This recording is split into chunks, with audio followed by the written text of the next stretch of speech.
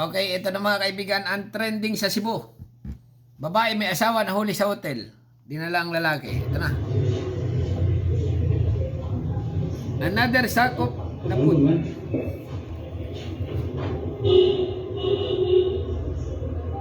Boss, inyo ka makaliksan sa gawas, boss. Lalakiro. Huli ka ngayon. May mga pulis na. Boss, inyo ka makaliksan. Ito asawa oh. Yung asawang lalaki nasa labas.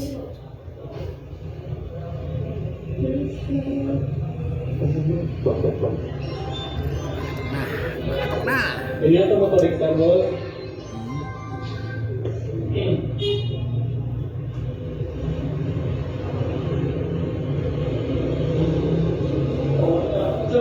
Moving. Inyo ka makaliksan. Yan na. Naku. Binuksan ng lalaki. Ayun, huli yung asawa, naka-prep. Naku, yun, masok na sa lalaki. Wala kay singos mo anak, wala lalaki din gamitin. Sabaw! Di, daw sa kalat si patay ka. Preso mo. Oh, nakalimutan ba ka? Halak ka rin ha! Karong ka. Oh, mawa! Punta tayo eh. Ha? Bakit daw? Ikaw na. Hindi mo yung nag-ibig. Oh. Kasurang ko ninyo. Kayo Emil, mauna. Sumunta na. Oo, trabaho. Asa yung bata. Nasubaw na akong lagi. Bahala ka.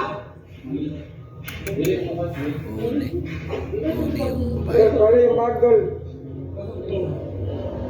So ka na. Napakasakit ko hindi.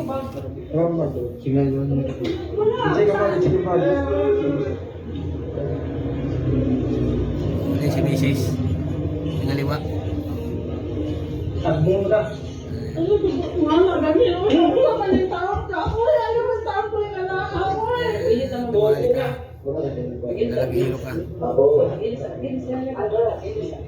Kamusta ka naman dyan? Okay naman, ba't may nagtuwag na? Di ba mabuti, mabuha ka na lang. Kasadyo mo. Inis lang sa... May kagi, kung nga was full ito, ito videoon. Kulong ka ngayon.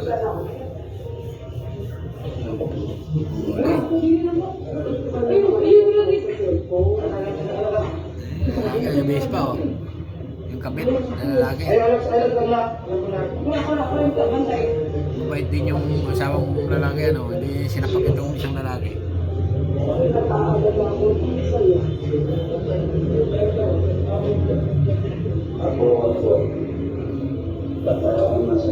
Pero ano ang laki niya?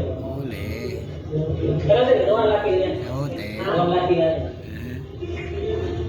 Lahat ito muna rin. Lahat muna. Pero lahat na. Ayun tao na. Ayun ka na kon.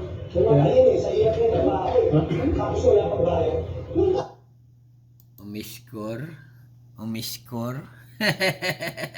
Ayan ah. Kawawa naman ito, yung lalaki. Ito trending mga kaibigan ito. Trending ito sa Facebook ngayon. Okay? Binalita na rin ito siguro sa ng mga marites. Okay?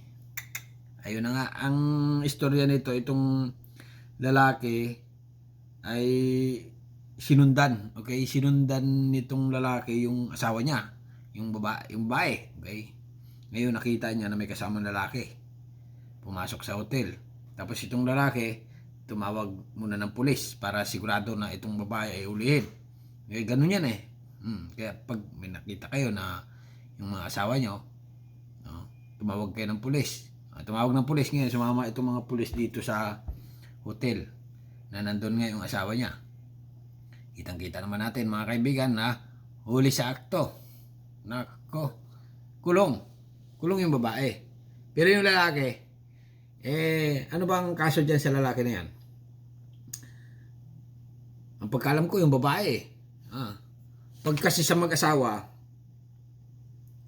pag yung lalaki, single, okay, single. Halimbawa lang single yung lalaki. Tapos pumatol siya sa may asawa, yung babae ang kulong. Oo, ganun. Kasi nga, possible na nagsinungaling yung babae na single din siya. Di ba?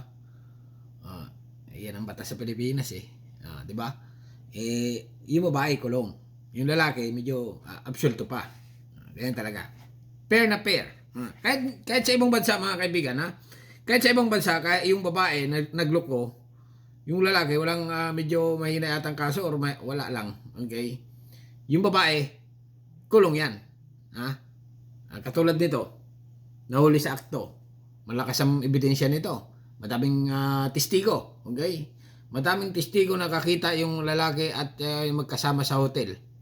Okay? Pag sa loob ng hotel, kahit anong tanggi mo dyan, sabihin mo, ay wala kaming ginawa, nanood lang kami ng TV. Sabihin sa iyo ng judge, wedding nga, nanood kayo ng TV, nasa loob kayo ng kwarto, nakasaradong pinto. Ganon. Sabihin ng babae, wala talaga. Kahit anong ano mo dyan. Siyempre, gaganon na sabihin yan. Yung babae, possible na ganon. Para makaligtas sa mga ganitong kaso. Nung, halimbawa, judge siya, halimbawa, nasa hearing na, okay? Hearing na tayo, halimbawa, tatanungin na yung judge, ikaw babae, ay bakit nagawa mo ito sa lalaki, itong mga bagay-bagay na ito at mga pangyayari, bakit ka nangaliwa? Or bakit mo siya niloko at nahuli ka pa sakto doon sa hotel? Ay, siyempre, medyo natanggi pa yan. Sir, wala naman akong ginagawa dito. Talagang nagtatrabaho lang ako ng minamasahe ko lang yung itong lalaki na ito, hindi ko ito kilala Ipamasahe lang sa akin. Trabaho, ganun. Palusot yan, di ba? Palusot. Sabihin nandiyan sa'yo, di nga. Saradong pinto, patay ang ilaw, masahe. Ay nako, ineng. Dami ko nang hinawakan na kaso. Lahat yan, nakakulong na. Yan ganyang alibay. Di ba? Siyempre, pero kung aaminin mo mga kaibigan, pag inamin itong babae, may relasyon ho kami talaga nito. Matagal na ho kami nagkarelasyon nito. Ayaw ko na ho sa asawa ko na yan Kasi nga, yung asawa ko na yan, kaya ako ng lalaki, ganun yan medyo, ito, ano lang ito yung asawa ko na yan, kaya ako ng lalaki kasi, sabungiro, sugarol, lasinggiro, oo, matakaw magmamadyong, ganon. Matakaw magkasino. Matakaw mag-scratch ng mga kahit ano-ano. Basta sugal, adik, ganyan. Sari-sari pa, di ba? Ganon ang halimbawa ang alibay. Karamihan, ganon ang alibay nang nangyayari sa mga babae at mga lalaki na nag-aaway. Tamad, walang trabaho. Ito nung may trabaho. Halimbawa lang ito, mga kaibigan. Okay? Sabihin niya ng judge pero, ano pa rin yung ginawa mo na yan? Hindi reason yan. Yung mga ganyan-ganyan mo na ikaw ay magloko.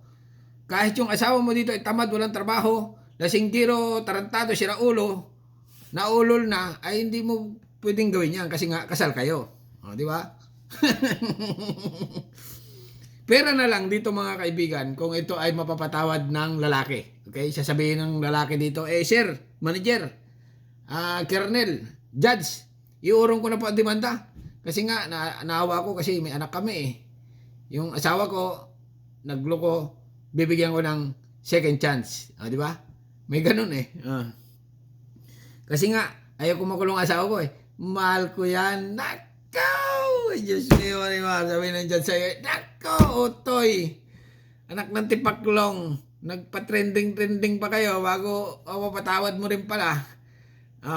Di ba? Siyempre, ang lalaki kasi, madali mo papatawad yan sa mga ganyan. Naunawaan agad yan sasabihin na lang ng lalaki, walay na lang tayo. Wala na naman kulungan kasi makulong ka, konsensya di amor ko rin.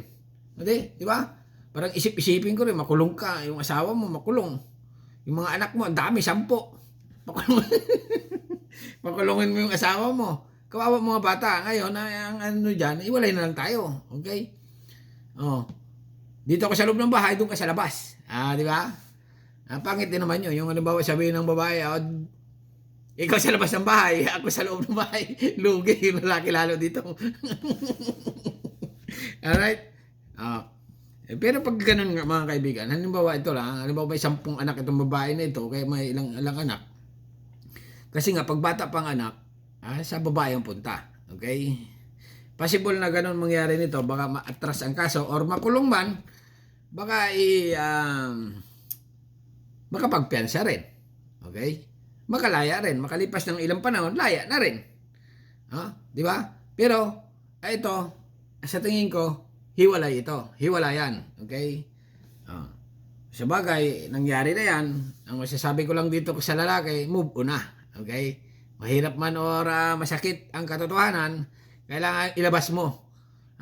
Ilabas mo yung feeling mo sa ilong. Ganun lang. Singahin mo. Okay? Parang ganun lang yan eh. At, uminom ka rin. Ng tubig. Alright? Hanggang dito na lang mga kaibigan. Ulit ko lang. Pinahaba ko lang mga kaibigan. Ito ang trending sa Cebu. Huling-huli sakto si Mrs. Pumasok sa hotel at may kasamang lalaki na may ginawang something. Okay? Hanggang dito na. Subscribe channel. Don't forget comment. Bye-bye. Thank you.